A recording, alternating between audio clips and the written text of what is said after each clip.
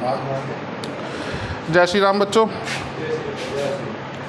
हाँ जी, चैप्टर ख़त्म हो गया, एक्सरसाइज ख़त्म हो गई। बैकअप स्टार्ट करते हैं इलेक्ट्रोस्टैटिक्स स्टार्टिंग से। एक बार देख लेते हैं फिर से क्या क्या है। इलेक्ट्रोस्टैटिक्स,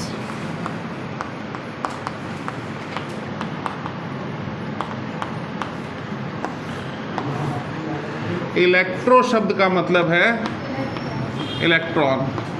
बेहतर होगा मुझे पढ़ाने दें, आप बाद में पढ़ाएं। इलेक्ट्रॉन रिप्रेजेंट करता है बेटा चार्ज को, और स्टैटिक्स मतलब स्टेशनरी कंडीशन। मैंने अभी कहा मुझे पढ़ाने दें बेटा, जब आपसे पूछूंगा तब बताना। स्टेशनरी मतलब रेस्ट कंडीशन, मतलब वेलोसिटी ज़ीरो। मतलब इस पूरी यूनिट में चार्ज मोशन नहीं करेगा, मूव नहीं करेगा, क्योंकि जब चार्ज मूव करता है तो उसे rate of flow of charge को हम कहते हैं इलेक्ट्रिक करंट। तो करंट की बात नहीं करनी है, सिर्फ चार्ज की बात करनी है। इस पूरी यूनिट में चार्ज कैसा रहेगा? स्टेशनरी, रेस्ट में, रुके हुए चार्ज की बात करेंगे। रेस्ट कंडीशन पे, स्टैटिक कंडीशन में बात करेंगे, इसलिए इसको स्टैटिक इलेक्ट्रिसिटी भी कहते हैं। अब पहला सवाल उठता है, चार्ज क्या है, कहाँ से आया, क्या कॉन्सेप्ट है चार्ज का? तो चार्ज क्या होता है बताइए, कौन बताएगा? आप बताओ बेटा। फ्लो ऑफ इलेक्ट्रॉन्स को चार्ज कहते हैं। चलिए आप बताओ। चार्ज मैटर की प्रॉपर्टी होती है। चार्ज मैटर की प्रॉपर्टी होती है। कौन सी प्रॉपर्टी होती है बेटा?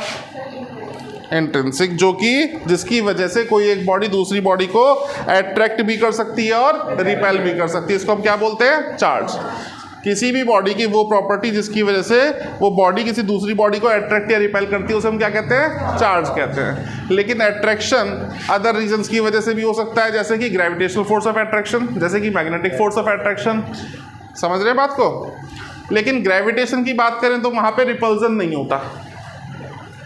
तो फिर कहेंगे जी मैग्नेटिज्म में भी तो होता है रिपल्जन, लेकिन मैग्नेटिज्म में कभी भी मोनोपोल एग्जिस्ट नहीं करता। वहाँ जब भी चार्जेस आएंगे तो पेयर में आएंगे, कपल में आएंगे। पॉजिटिव होगा तो नेगेटिव भी होगा, नेगेटिव होगा तो पॉजिटिव भी होगा, नॉर्थ होगा तो साउथ भी होगा, साउथ होगा तो नॉर्थ भी होगा। यहाँ मोनोपोल एग्जिस्ट कर सकता है, ये डिफरेंस है। तो वो प्रॉपर्टी जिसकी वजह से कोई एक बॉडी दूसरी बॉडी को अट्रैक्ट या रिपेल करती है, उसको हम क्या बोलते हैं? चार्ज।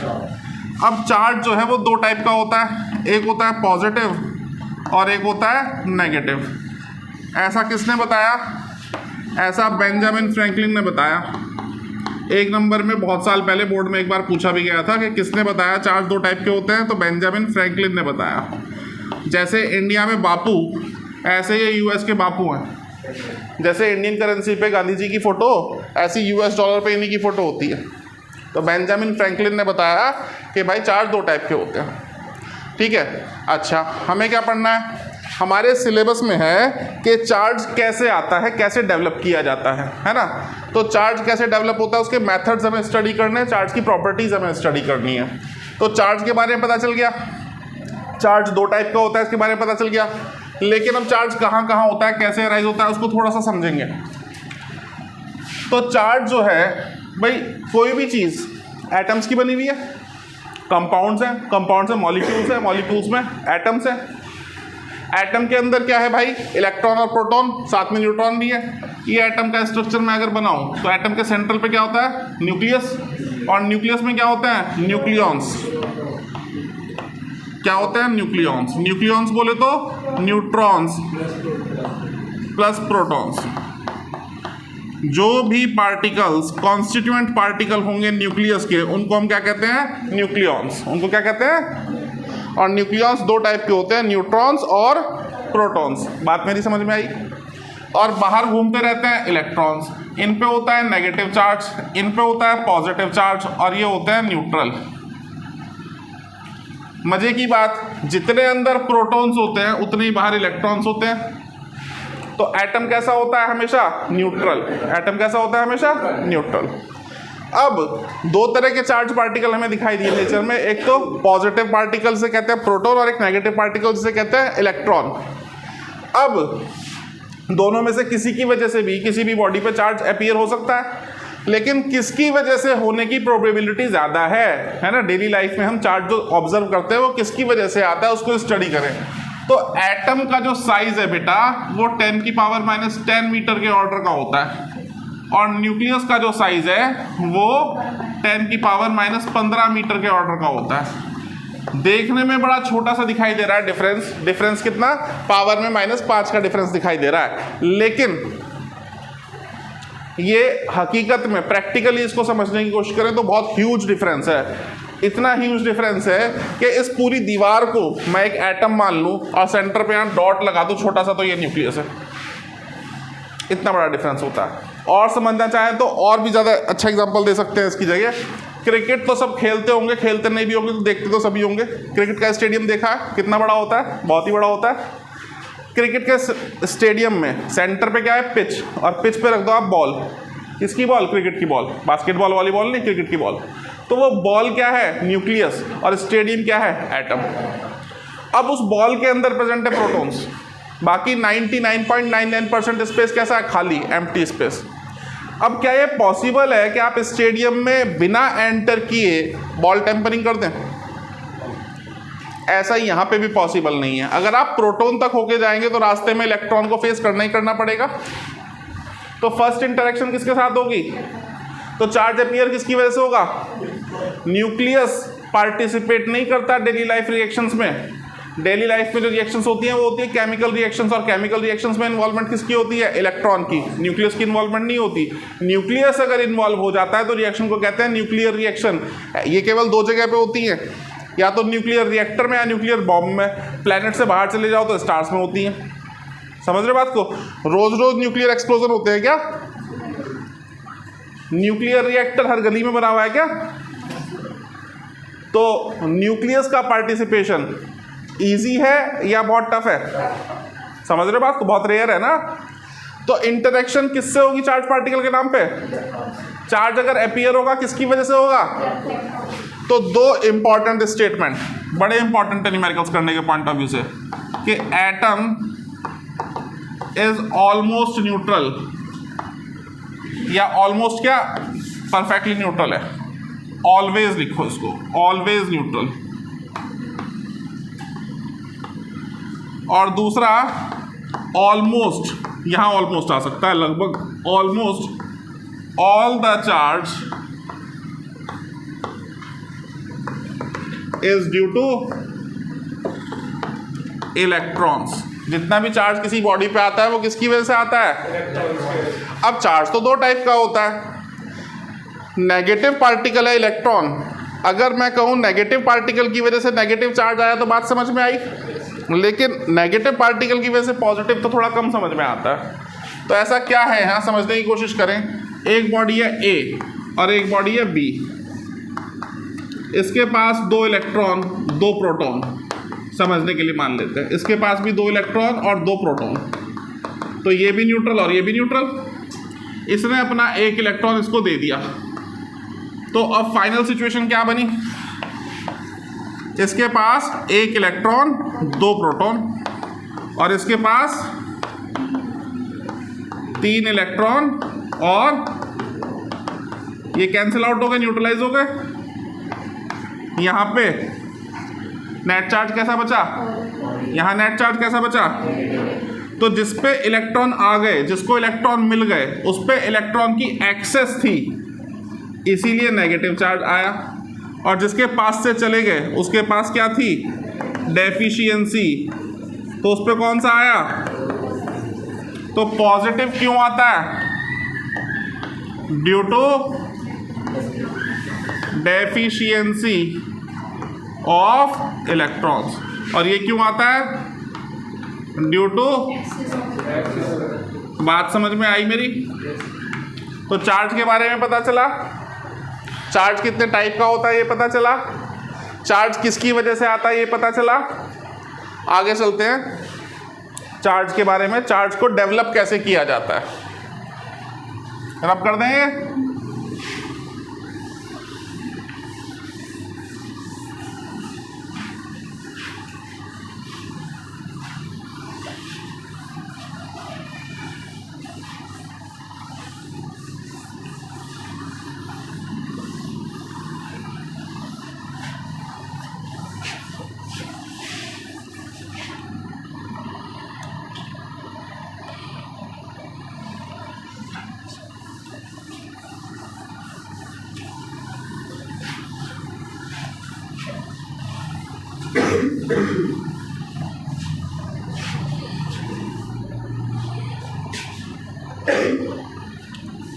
नेक्स्ट टॉपिक हमारा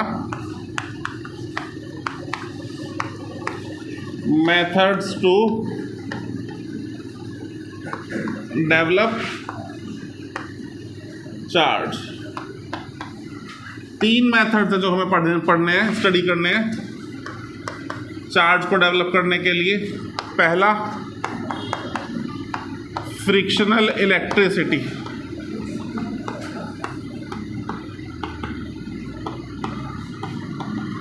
दूसरा, इलेक्ट्रोस्टैटिक कंडक्शन। और तीसरा, इलेक्ट्रोस्टैटिक इंडक्शन। ये 3 मेथड हमारे सिलेबस में है जो हमें स्टडी करने हैं। सबसे पहले फ्रिक्शनल इलेक्ट्रिसिटी। नाम से पता चल रहा है, नाम में क्या आ रहा है, फ्रिक्शन। तो जब भी कभी फ्रिक्शन की हेल्प से इलेक्ट्रिसिटी जनरेट की जाएगी इसको हम बोलते हैं फ्रिक्शनल इलेक्ट्रिसिटी। पहला मेथड फ्रिक्शनल इलेक्ट्रिसिटी। फ्रिक्शन की हेल्प से जब कभी इलेक्ट्रिसिटी जनरेट की जाती है तो उसको कहते हैं फ्रिक्शनल इलेक्ट्रिसिटी।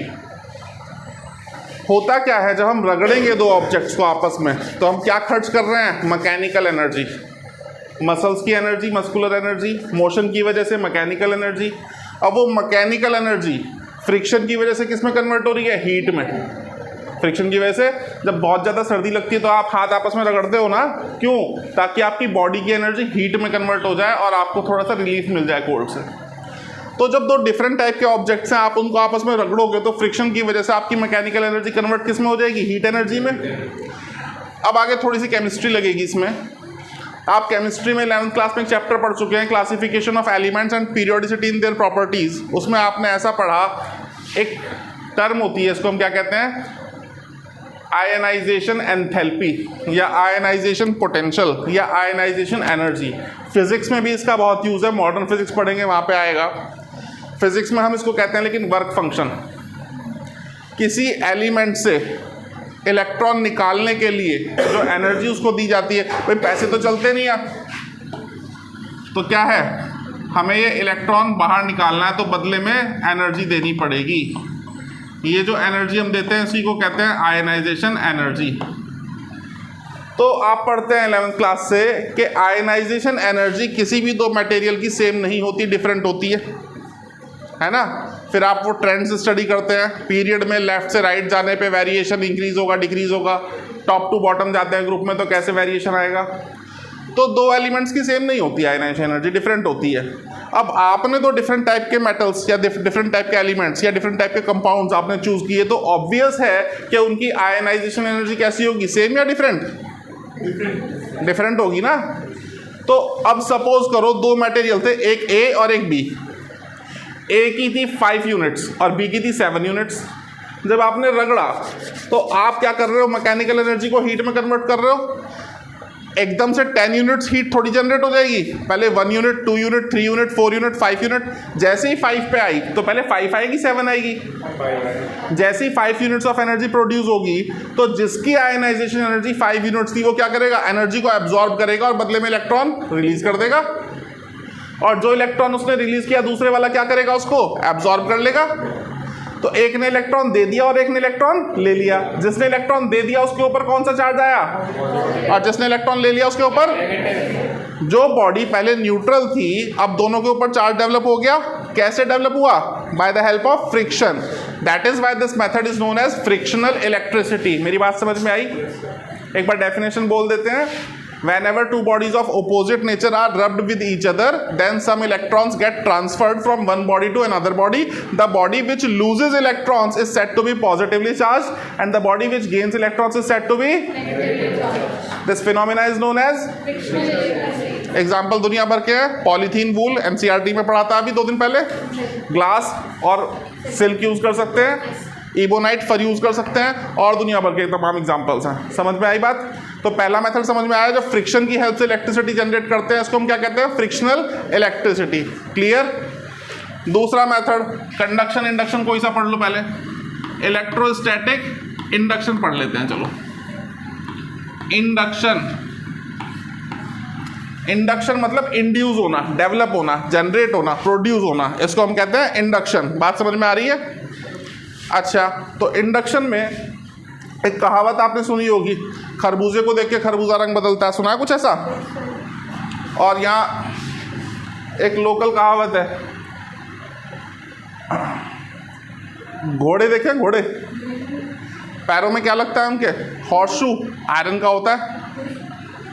उसके जो हूफ होते हैं बढ़ते रहते हैं, कॉन्टिन्यूसली प्रोड्यूस होते रहते हैं, थोड़े से सॉफ्ट होते हैं रोड पे चलने के पॉइंट ऑफ व्यू से। तो उस पर क्या करते हैं, हॉर्स शू लगा दिया जाता है आयरन का बना करके, जो 9वीं 10वीं से आपको पढ़ाया जाता है, हॉर्स शू शेप मैग्नेट या यू शेप मैग्नेट। उसे हिंदी में नाल कहते हैं, नाल, है ना, कि घोड़े के नाल ठुकवाई जा रही है ना, ऐसे कहा जाता है। तो वो कहते हैं, कहावत है कि जो कहते हैं ना, एक को देख के, एक बच्चे ने कुछ परचेज किया या कुछ नया काम किया तो दूसरे वाला उसको कॉपी करना शुरू कर देगा। भाई एक का सिलेक्शन हो गया जेई में तो पूरा स्कूल जेई की प्रिपरेशन शुरू कर देगा। तो इसको ऐसे कहा जाता है, प्रोवर्ब है कि भैया जब घोड़े के नाल ठुकती है ना तो घोड़े को देख के मेंढकी भी टांग उठा लेती है। सुनी नहीं सुनी? मतलब मेंढकी सोचती है कि अब इसका नंबर आया है, इसके नाल लग रही है, थोड़ी देर मेरे भी लगेगी, तो पहली पैर उठा लेती, लगा दो। बात समझ में आ रही है? तो ऐसा ही कुछ है इंडक्शन में, मतलब होगा कुछ नहीं, चार्ज आ जाएगा। खरबूजे को देख के खरबूजा रंग बदल लेगा, होगा कुछ नहीं, चार्ज आ जाएगा। एक बॉडी जो न्यूट्रल होगी वो सिर्फ इस बात से चार्ज डेवलप कर लेगी कि उसके पास कोई चार्ज बॉडी आ गई है। एक मेरे पास इंसुलेटिंग स्टैंड है और इस इंसुलेटिंग स्टैंड पर एक मेटेलिक स्फीयर रखा हुआ है जो कि न्यूट्रल है। न्यूट्रल है से मतलब क्या है बेटा? ये हटा के बोलो। न्यूट्रल से मतलब? हाँ, न्यूट्रल से मतलब कुछ और तो नहीं होता। न्यूट्रल से कुछ बच्चे कहते हैं जी कोई चार्ज नहीं है। ऐसा तो दुनिया में कोई ऑब्जेक्ट ही नहीं है जिसके ऊपर कोई चार्ज नहीं है। पता नहीं कितने गुलाम का चार्ज तो तुम लोग लेके घूम रहे हो। भाई सोडियम पोटेशियम पंप चलते हैं तुम्हारी बॉडी में ब्लड प्रेशर मेंटेन करने के लिए। सोडियम आयन से दुनिया भर के, पोटेशियम आयन से, कैल्शियम आयन से और पता नहीं क्या क्या कौन कौन से आयन्स बॉडी में कैरी कर रहे हो, तो दुनिया भर का चार्ज तो तुम कैरी कर रहे हो। तो भाई कोई भी ऐसी बॉडी है नहीं, हो नहीं सकती जो जिसके ऊपर चार्ज जीरो हो। समझ रहे बात को? भाई बनी तो एटम से ही होगी, किसी न किसी एलिमेंट की तो होगी, और एटम से बनी है तो प्रोटॉन भी होंगे, इलेक्ट्रॉन भी होंगे। न्यूट्रल का मतलब जितना पॉजिटिव उतना नेगेटिव, जितने प्रोटॉन उतने इलेक्ट्रॉन। तो अभी इसके ऊपर कोई चार्ज नहीं है। मैं एक चार्ज बॉडी, एक रॉड लेकर के आया जिसके ऊपर पहले से पॉजिटिव चार्ज था, तो इस पॉजिटिव चार्ज की वजह से यहाँ नेगेटिव चार्ज एक्यूमुलेट हो गया, यहाँ पॉजिटिव, सेग्रीगेशन ऑफ चार्जेस हो गया। चार्जेस सेपरेट हो गए, थे तो पहले भी लेकिन अब सेपरेट हो गए। इसमें इंडक्शन हो गया, चार्जेस इंड्यूस हो गए, या कहते हैं पोलराइजेशन हो गया, या पोलैरिटी डेवलप हो गई। तो अब ये मेरी चॉइस है कि मैं कौन सा चार्ज इस पर सस्टेन करना चाहता हूँ। अगर मुझे पॉजिटिव सस्टेन करना है तो मैं इधर से अर्थिंग कर दूंगा, अगर मुझे नेगेटिव सस्टेन करना है तो मैं इधर से अर्थिंग कर दूंगा। बताओ कौन सा रखना है?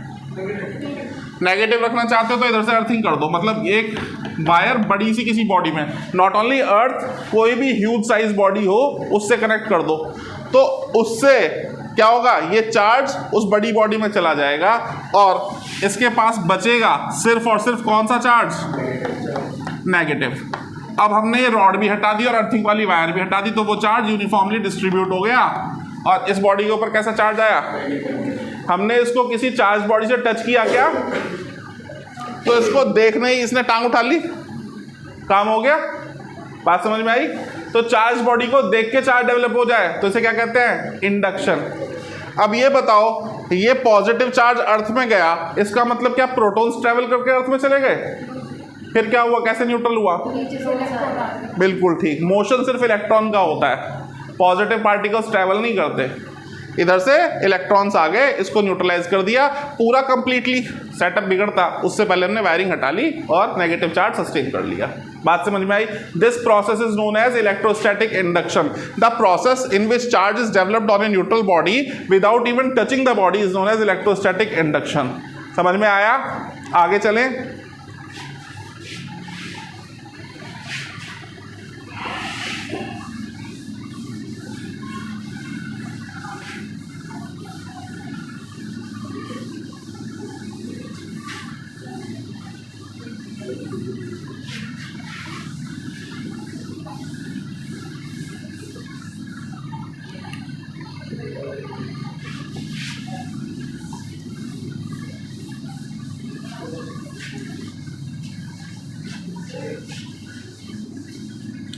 देखिए भाई, ये हो गया तीसरा मेथड,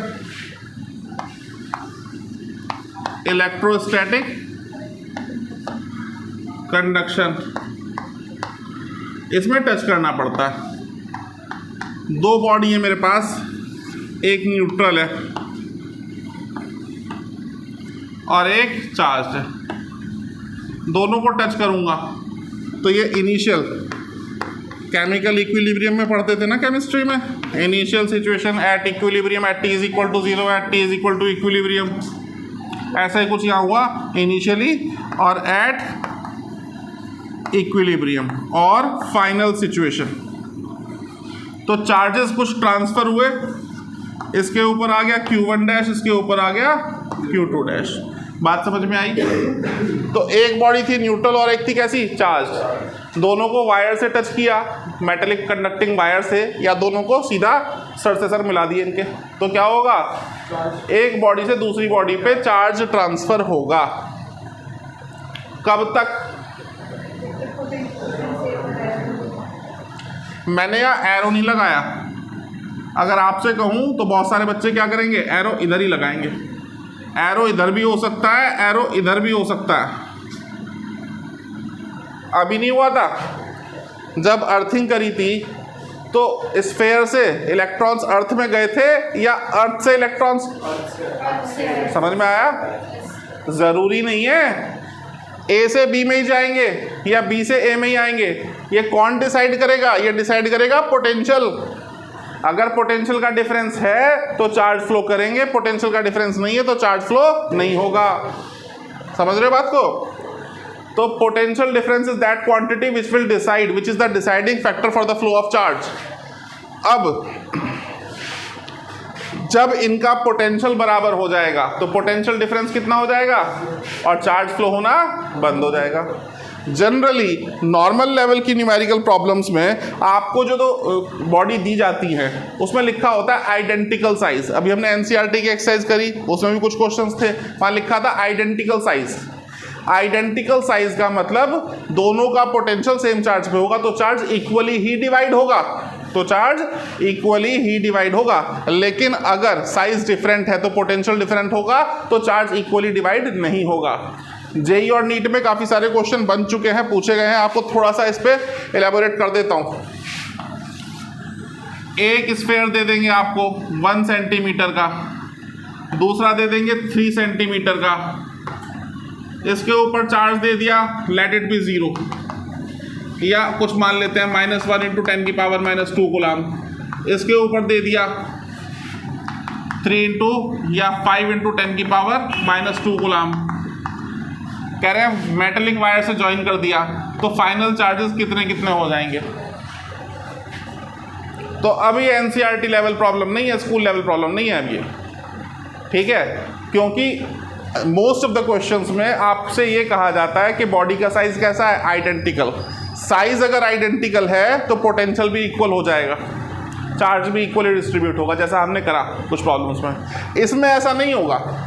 यहाँ हमें पता करना पड़ेगा कि किसका पोटेंशियल ज़्यादा, किसका पोटेंशियल कम. तो पोटेंशियल हम पढ़ चुके हैं, रिवीजन कर रहे हैं. बता दूं, पोटेंशियल का फॉर्मूला KQ/R होता है. चार्ज भाई आपके घर पे वॉल क्लॉक लगी होती है, जब चलना बंद कर देती है आप क्या करते हैं, ड्राई सेल डालते हैं, पेंसिल सेल लगाते हैं उसमें, फिर चालू हो जाती है. पेंसिल सेल क्या कर रहा है, पोटेंशियल डिफरेंस प्रोवाइड कर रहा है, जिसकी वजह से करंट फ्लो हो रहा है, इसकी वजह से सर्किट काम कर रहा है और निडल्स मूव कर रही है, घड़ी काम कर रही है. तो यहाँ भी वही पोटेंशियल काम करता है. अगर पोटेंशियल डिफरेंस है तो चार्ज फ्लो होगा, पोटेंशियल डिफरेंस नहीं है तो चार्ज फ्लो नहीं होगा। पोटेंशियल डिफरेंस कब नहीं होगा? जब पोटेंशियल इक्वल होगा। तो ultimately charge will flow till the potential of the two bodies becomes equal to each other, that is why V1 becomes equal to V2, और we can say that KQ1 by R1 becomes equal to,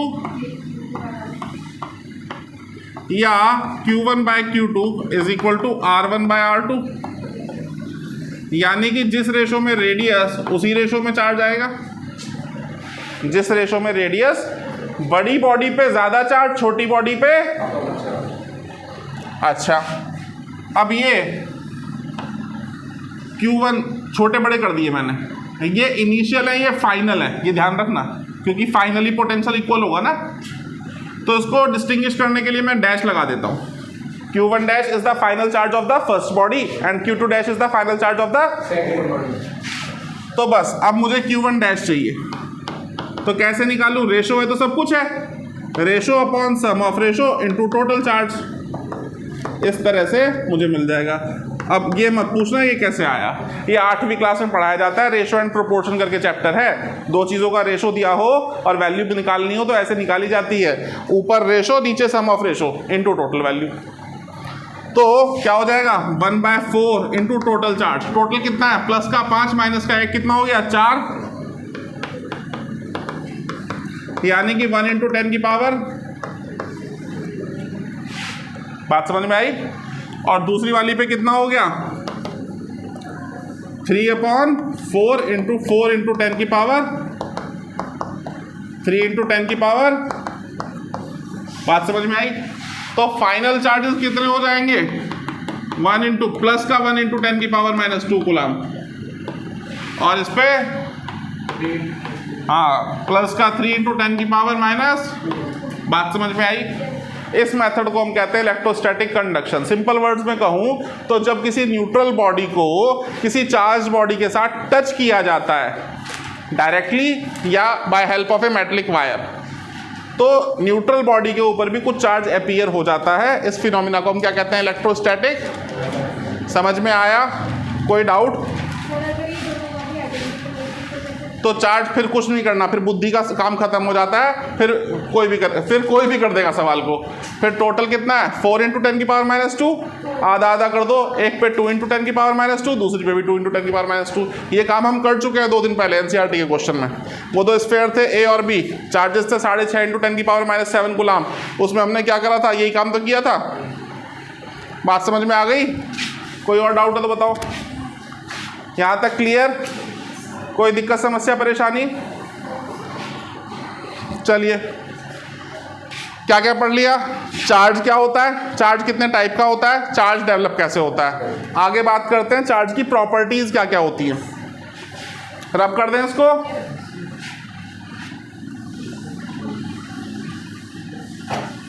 होती तो बहुत सारी हैं, काम की पढ़ेंगे 4-5 property बस, जितने की ज़रूरत है। नॉट ओनली फिजिक्स, कोई भी सब्जेक्ट अपने आप में इतना डीप होता है कि आप अपनी पूरी लाइफ भी लगा देना तब भी उसकी कंप्लीट स्टडी नहीं कर सकते। मेरा मानना ऐसा है। अब विचार सबके अलग अलग होते हैं। कोई हो सकता है कोई ये कहता हो कि 2 दिन में ख़त्म कर दूंगा, तो भाई वो जीनियस अलग है। हो सकता है वो क्रिश के पापा हो, रोहन मेहरा, लेकिन है ना वही करते थे 400 पेज की किताब 10 मिनट में ख़त्म। दिखाई देता कोई मिल गया हमें? हाँ भाई, तो जादू की हेल्प लगती है उसमें। तो बाकी कोई भी सब्जेक्ट अपने आप में इतना डीप होता है कि शायद एक लाइफ भी कम पड़ जाए उसको पूरी तरह डीपली पढ़ने के लिए, चाहे वो हिंदी है, इंग्लिश है, संस्कृत है, लिटरेचर है, कुछ भी है। ठीक है, ये तो फिर भी फिजिक्स है। तो भाई प्रॉपर्टी, तो कहने का मतलब तात्पर्य क्या है कि प्रॉपर्टी तो बहुत सारी है लेकिन हमें उतनी पढ़नी जितने की ज़रूरत है। तो प्रॉपर्टीज ऑफ इलेक्ट्रिक चार्ज,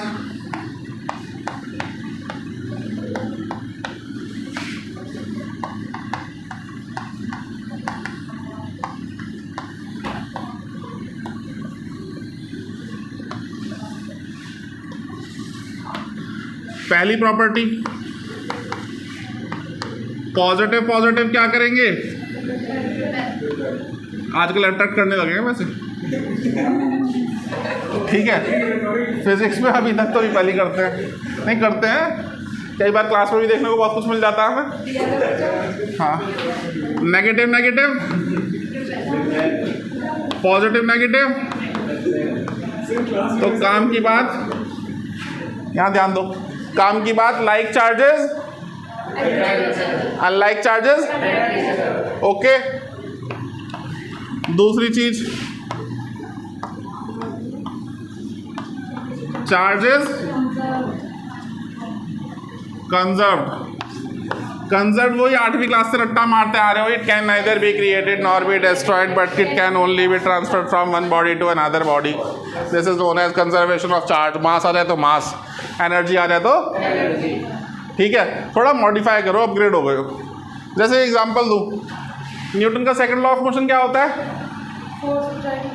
मुझे पता था यही कहोगे, सालों से पूछता रहा हूँ, 80% जनता ये जवाब देती है, F is equal to m में। सही है, मैंने कब कहा गलत है? बिल्कुल सही है। लेकिन सूट किसने कहा नहीं होता? यही तो होता है, यही होता है, ये सही है, गलती नहीं है। अभी जो कंजर्वेशन ऑफ चार्ज की डेफिनेशन बोली वो भी सही है, ये भी सही है, लेकिन हर आदमी का स्टैंडर्ड होता है ना, स्टेटस होता है ना, समझ रहे हो बात को?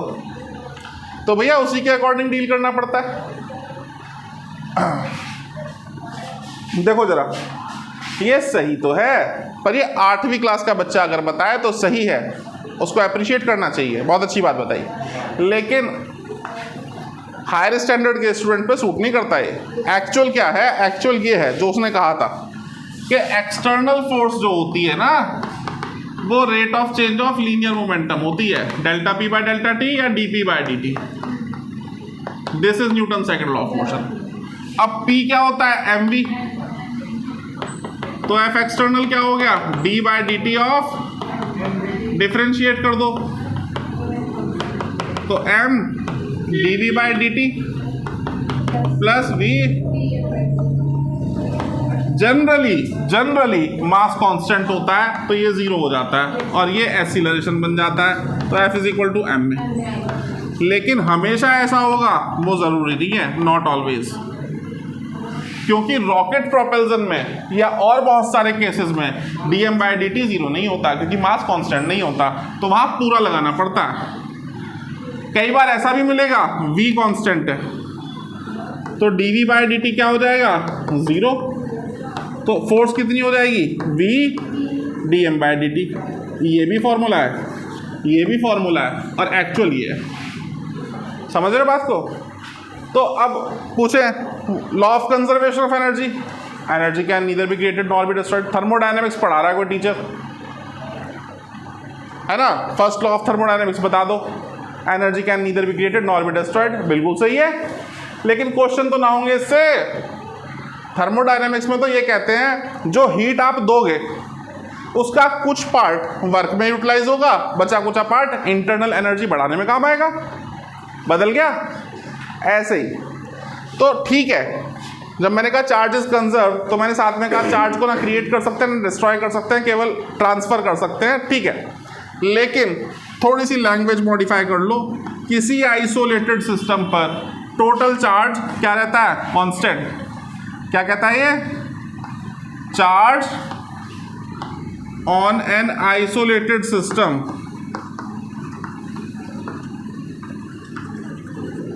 Is constant.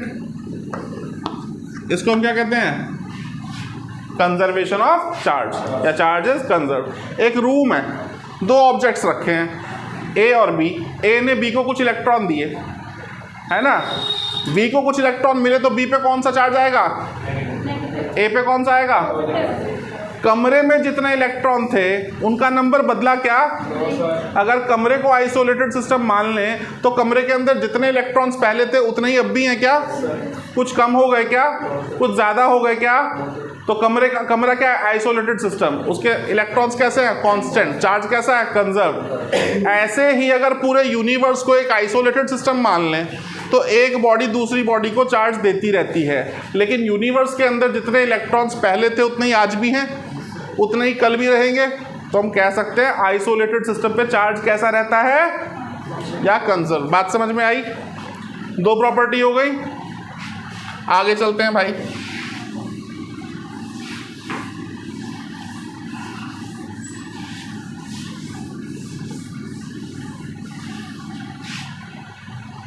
तीसरी प्रॉपर्टी, चार्ज इज क्वांटाइज्ड।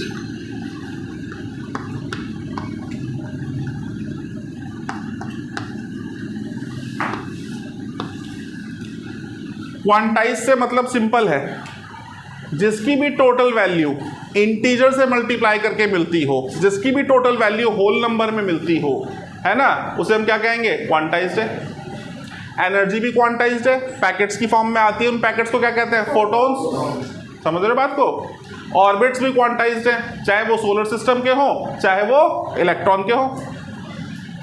तो अगर एक बॉडी ने दूसरी बॉडी को 10 इलेक्ट्रॉन दिए, कितने दिए, तो टोटल चार्ज 10 इंटू ई होगा क्या, 15 दिए तो 15 इंटू ई होगा क्या। किसी बॉडी पर चार्ज 2/3 ई हो सकता है क्या, 2/3 का मतलब 0.67 ऑफ इलेक्ट्रॉन या 6.67 ऑफ इलेक्ट्रॉनिक चार्ज, मतलब इलेक्ट्रॉन के टुकड़े टुकड़े हो गए, और कितने टुकड़े हुए, 3 में से 2 टुकड़े आगे चले गए, 1 टुकड़ा वहीं रह गया। Is it possible. इसलिए फ्रैक्शन में या डेसिमल में चार्ज कभी ट्रांसफर नहीं होता, जब भी होता है होल नंबर में होता है। और क्योंकि होल नंबर से मल्टीप्लाई करके हमें टोटल चार्ज मिलता है, इसी प्रॉपर्टी को कहते हैं चार्ज इज क्वांटाइज्ड। या कह सकते हैं इंटीजर से मल्टीप्लाई करेंगे तो टोटल चार्ज मिलेगा, तो हम क्या कह सकते हैं, total charge on a body is equal to integral multiple of charge on an electron. किसी बॉडी का जो टोटल चार्ज होगा वो इलेक्ट्रॉन के चार्ज का इंटीग्रल मल्टीपल होगा, मतलब इलेक्ट्रॉन के चार्ज को जब किसी इंटीजर से मल्टीप्लाई करोगे तो टोटल वैल्यू मिलेगी। तो Q is equal to plus minus n e, this is what we call quantization of charge. n क्या है, n इंटीजर, या n क्या है, नंबर ऑफ इलेक्ट्रॉन्स ट्रांसफर्ड, ठीक है। और E क्या है, इलेक्ट्रॉनिक चार्ज, जिसकी वैल्यू बहुत बार बता चुका, -1.6 इंटू 10 की पावर -19 कूलम। बात समझ में आई। ये थैले पैक मत करो, भी मैं पढ़ा रहा हूँ, शांति से सुन लो, तुम्हारे लिए पढ़ा रहा हूँ, ठीक है। नहीं, कुछ बच्चे कर रहे हैं, और इतनी जल्दी है घर से जाने की, तो आते ही क्यों हो फिर। ये बात समझ में आ गई, पक्की बात है। चलिए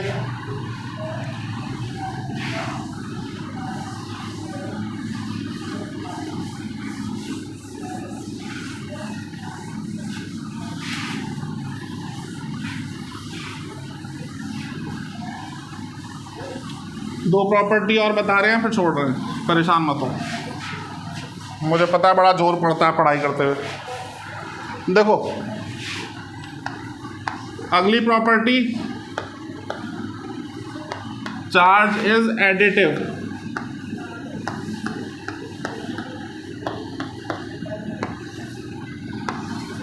एक बच्चा पढ़ाई नहीं कर रहा था, तो उसके घर वालों ने उसे इलेक्ट्रिक शॉक दिया, और इलेक्ट्रिक शॉक दे करके Q1 अमाउंट ऑफ चार्ज उसकी बॉडी में ट्रांसफर कर दिया, ठीक है, लेट इट बी पॉजिटिव। अब उसने बड़ी हिम्मत वाला था, मजबूत था, तो कह रहा जी अब भी नहीं पढ़ूंगा।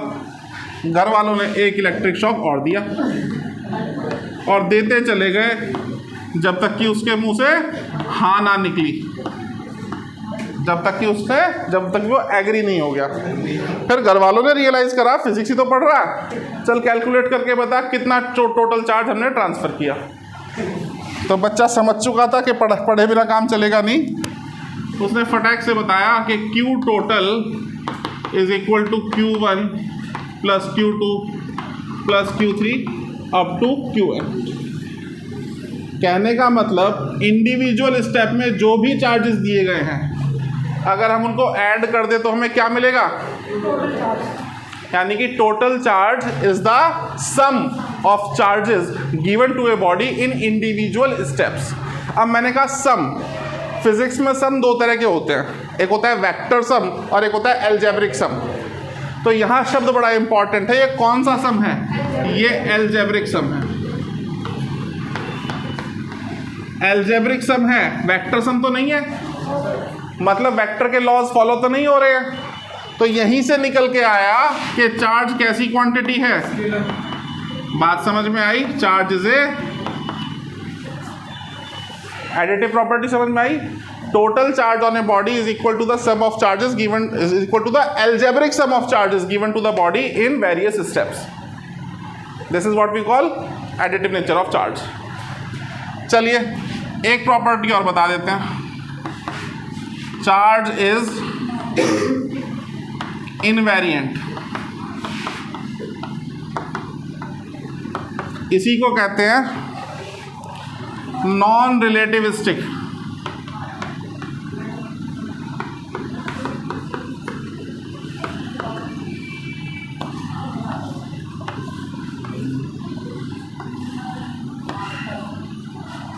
समझिए, आइंस्टाइन ने थ्योरी ऑफ रिलेटिविटी दी, उसमें ऐसा कुछ बताया कि कोई बॉडी बहुत हाई स्पीड से ट्रेवल करेगा तो मास एनर्जी में कन्वर्ट हो जाता है। मास कन्वर्ट हो रहा है एनर्जी में, तो मास कांस्टेंट है या वेरिएबल? मोशन में आने पे मास बदल रहा है, तो मास कैसा है? तो जो भी चीज़ मोशन में आने पे बदल जाती है उसको हम क्या कहते हैं? वेरिएंट या फिर वेरिएबल। ये चौक मेरे हाथ में है, अगर इसको मैं फुल स्पीड से फेंक दूँ तो इसका मास कुछ चेंज हो जाएगा, इसका मास कुछ चेंज हो जाएगा। जब ये मोशन में होगी उस टाइम पे मास कुछ और होगा, और जब ये रेस्ट में होगी उस टाइम पे मास कुछ और होगा। Because while the body is in motion the mass has been change, that is why we can say that mass is a variable property, mass is variant in nature. लेकिन अगर इसके ऊपर क्यू कूलाम्ब ऑफ चार्ज है अभी rest में, तो motion करते हुए भी क्यू कूलाम्ब ही रहने वाला है। मोशन में आने पर चार्ज नहीं बदलता। अब नहीं बदलता तो कैसा है? कांस्टेंट या वेरिएबल? कांस्टेंट को ही कहते हैं इनवेरिएंट। बात समझ में आई?